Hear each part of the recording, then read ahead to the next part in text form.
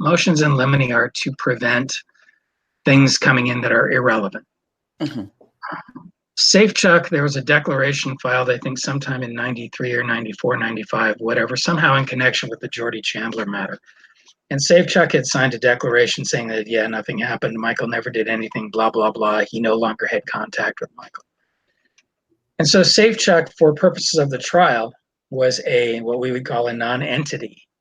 Mm-hmm. Nothing, the judge had already ruled, nothing regarding Safechuck was going to be allowed. Nothing was going to be discussed.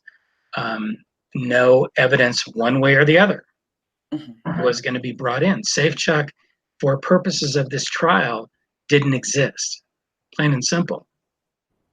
So when I hear these stories that Evie Tavashi, who was Michael's personal assistant for 20 some odd years, was calling Safechuck repeatedly and begging him to testify, it's not even absurdity, the stupidity of that comment is beyond belief, simply based on the fact that it's not up to Evie Tavashi to decide who's going to testify.